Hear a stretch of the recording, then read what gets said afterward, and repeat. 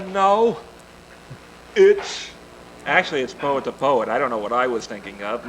My name is Robert Dunn, and I'm the host of this Taffy Poll. And we have two extraordinary guests in the person of Mark Neider and Susan Sowerby, and they've got a lot to talk about. So we're going to get right into it. We'll start with Mark Neider, who is a retired former teacher of creative writing. How do you retire from being a former something?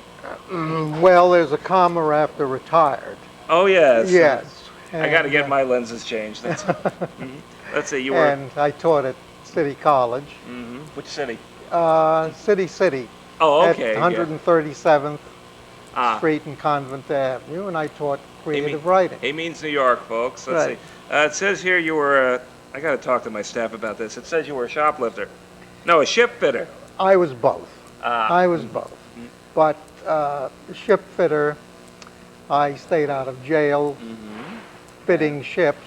Into little And- bottles? I have one of those on my mantelpiece. You know, you have one too, don't you, Susan? Yeah. And All I worked there for about 5 years and rose up from the ranks to inspector of ships, which was an executive job. Yeah. But I enjoyed moving the steel around more than the executive part. Potato chips, corn chips, Absolutely. that sort of... All right.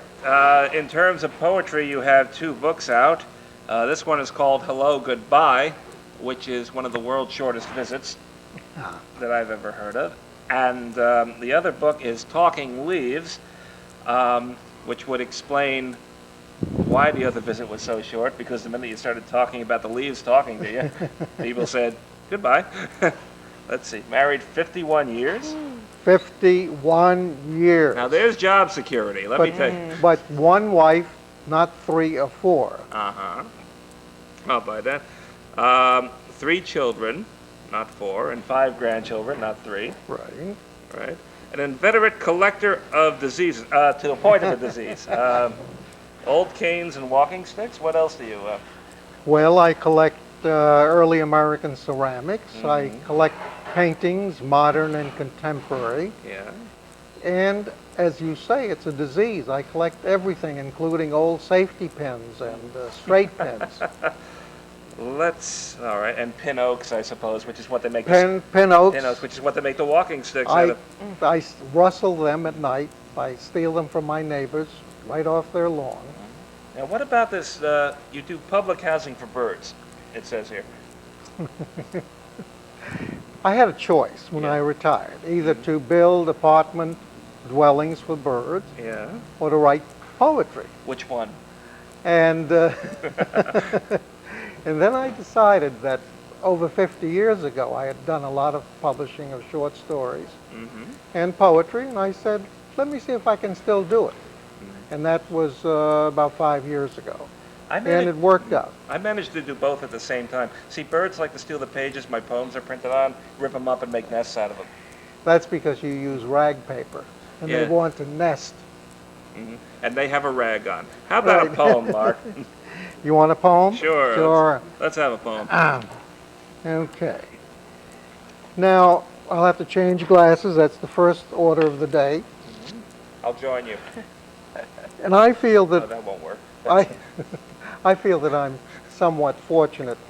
My childhood was spent half in Richmond, Virginia, and half on the Lower East Side, especially during the Depression.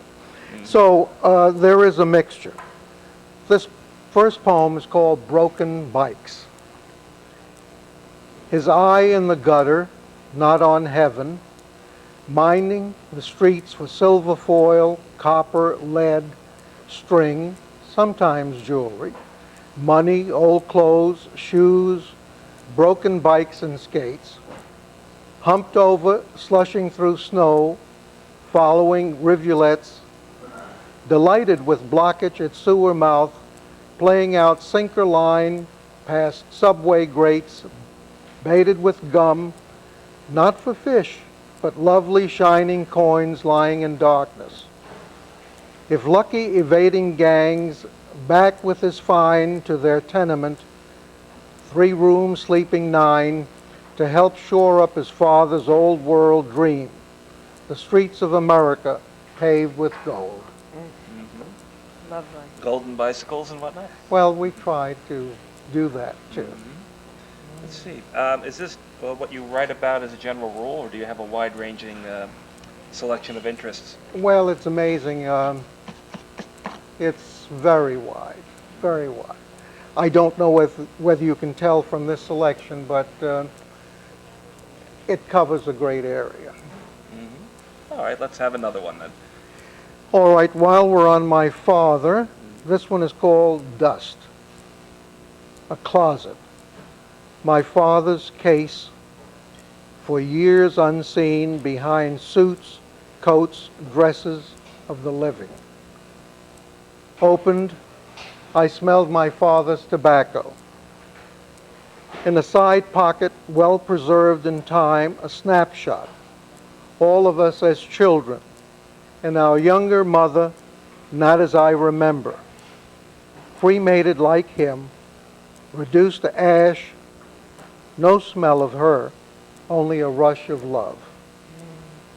Very nice. I can relate to that too. You have a wide range of subjects, and my dust ranges widely all over the place. Let's see. Tell me more about the birdhouses. I can't resist it. What sort of amenities do you put in Well, them? if you work in the shipyard for 5 years and you Yeah. go through all the trades, you become an electrician, you become a plumber, you become a welder, and I was in Kerhonkson one day and I saw this magnificent apartment house for birds, which gave me the idea. You were You where? can have Kerhonkson, New York. Ah, Where's And that?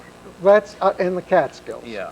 And you can have different birds living in the same house, integrated. Ah. And they don't complain about the neighbors and all that? They complain, but I fixed it so that you could remove parts of it and clean out the house and so forth. I see. A little burglary there every once in a while. Absolutely. All right, how about another poem then? This one is called Junk Man. Was he a burglar too? He was a burglar, and it's for my son, Mitchell. You have to be a certain age in order to have seen these people in person. However, I think the images are there. I remember now not so much the drab junk man, but his horse and wagon. Now I ask, at what dung heap had he found both? But though his wagon bedded writhing pipes and bed springs, his broken horse was arrayed for a mad circus. Sometimes a huge doll, sleep riding on swayback. Bridle and harness, sun-sparkling, colored glass stones, and funeral flower wreaths. Always a top hat or sombrero, ears sticking out, his trade sign, I suppose. But mostly what lingers, the dull cowbells unvarying as the wagon moved on, exposing greased axles. Hanging dolls dancing inches above earth, nooses about their necks. Dozens of rag dolls, others with crushed china heads, nakedly swaying to the dirge of horses' hooves and bells. Very. Was he collecting or delivering? He was doing both. He would Ah. do anything you wanted. Left you a few goodies for the birdhouses, I take it. The part about the dolls was scary. Yes. They would do that. Why, Right why on, do they right have on the- nooses on their necks? That's terrible. Ooh. Well, how else would he attach it to the axle? It was great. It would keep them from getting away. Sounds like a scary movie. They would use the strangest things. I once saw a horse carrying a sink on his back and a monkey sitting in the sink. So, Taking a bath? hmm? Taking a bath? Or? Why No, not? unfortunately, Monkeying the around, horse right? the horse didn't comply. Actually, that was probably very fortunate. How about another poem? Okay, a little change of pace. This is called Breakfast.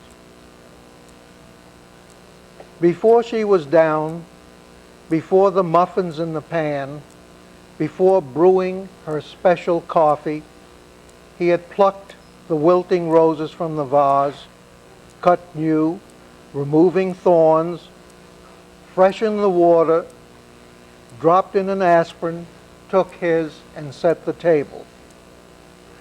Before she was down, he had folded the paper just right to her favorite column, clicked on the soothing music station, and found himself out of chores. Finally, after comparing his watch to the hall clock, he dared tinkle the bell. All in vain. She had passed over during the night, alone in her room. Very nice.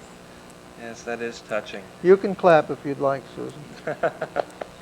Yes, we always have to cue our audience every once in a while. Well, Mark Neider, I want to thank you for coming on The Poet. We'll be back in a moment with more monkey business featuring Susan Sowerby and her guitar, so stay with us. Great.